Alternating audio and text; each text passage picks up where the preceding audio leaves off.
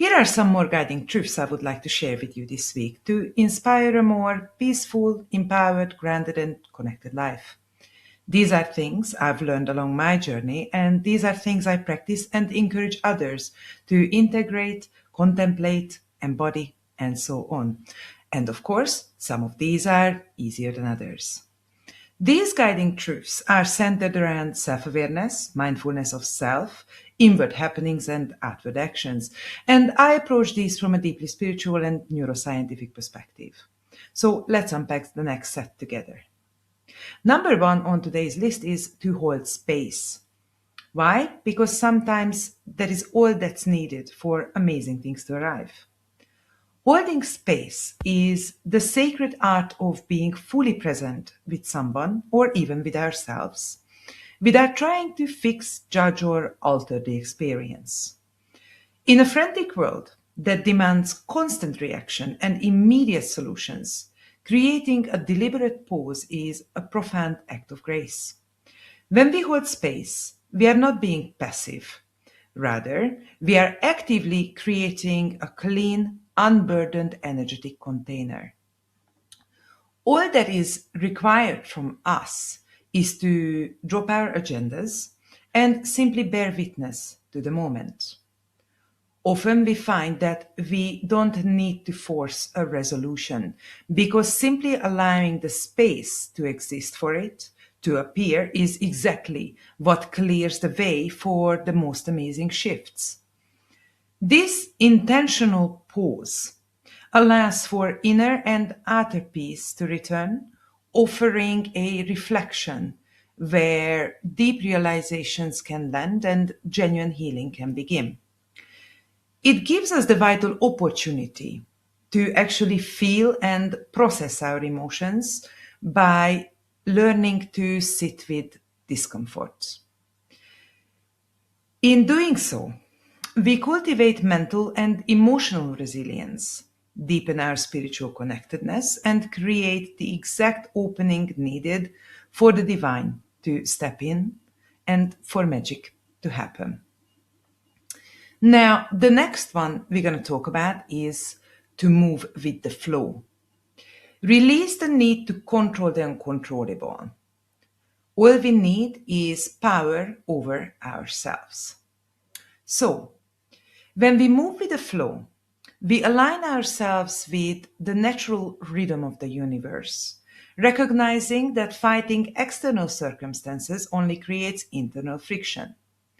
Trying to force life into a specific mold is like gripping a handful of dry sand.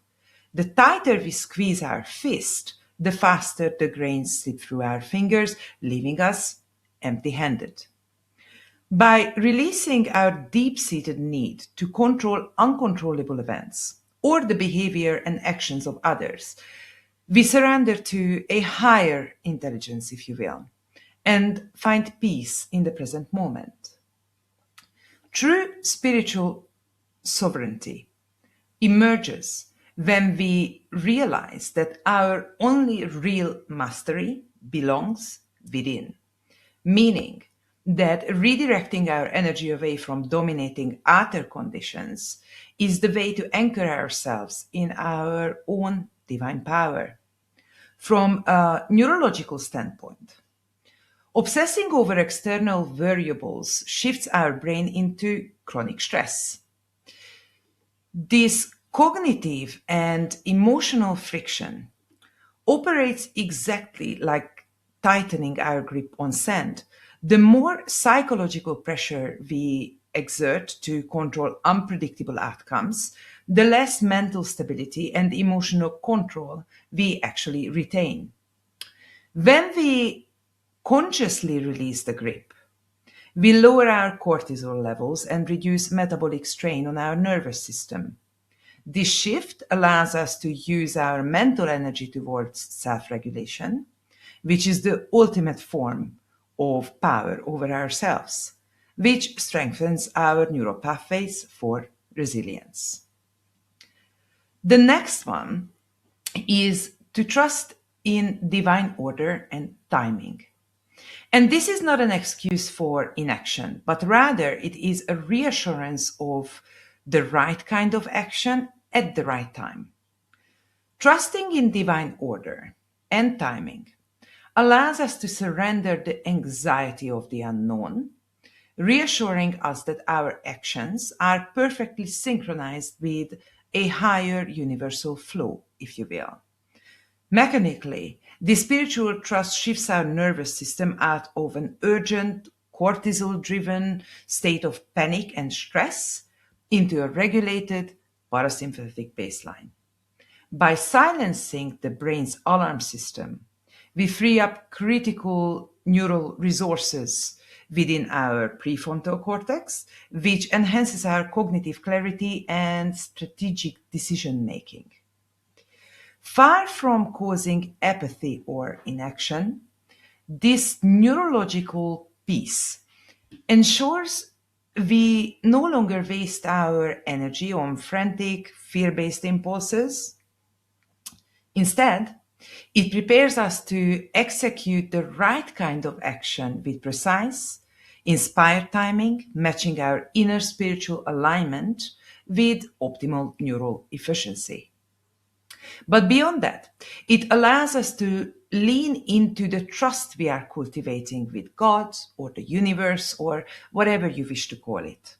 That allows us to feel safe, affirming and confirming that all is well in our reality, that we are at the right place at the right time, and that we are loved, guided, and protected. The next one on our list is to tread gently.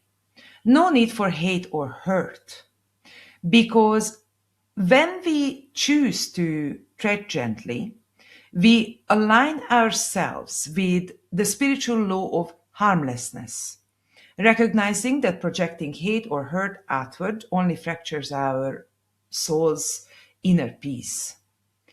Neurobiologically, this continuous refusal to blame, shame, criticize harshly, or harm others prevents the toxic cascade of inflammatory cytokines triggered by hostile emotions.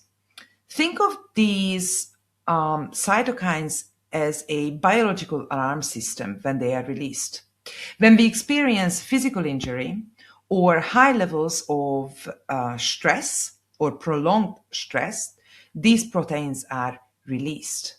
And while the temporary and controlled release of these proteins is there to serve us well, prolonged emotional stress keeps this alarm system turned on, leading to more severe problems down the line. By intentionally cultivating compassion, we boost our brain's production of oxytocin and serotonin, which fosters an internal environment of profound safety, counteracting the inflammatory response. The conscious practice of being kind and gentle whenever possible and psychologically safe shifts us away from defensive, survival driven impulses and expands our capacity for empathy, compassion, and therefore inner peace and feelings of safety. Now, the next one on our list is to practice kindness towards ourselves and others. Extend grace, give a helping hand, and lift others up as we go. When we practice kindness and extend grace to ourselves and others, we nurture the spiritual truth of interconnectedness, understanding that lifting others up naturally elevates our own soul.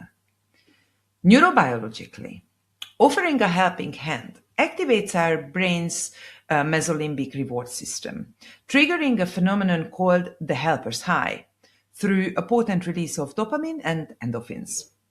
By intentionally supporting those around us, we stimulate our mirror neurons to create deep emotional resonance, which strengthens our social biology and also our own immunity.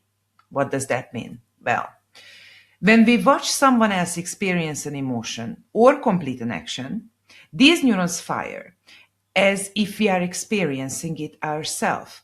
And this is the biological foundation for empathy. Ultimately, Kindness bridges the gap between spirit and science, proving that when we gently elevate our community, the people around us, we structurally rewire our brain for lasting joy and resilience.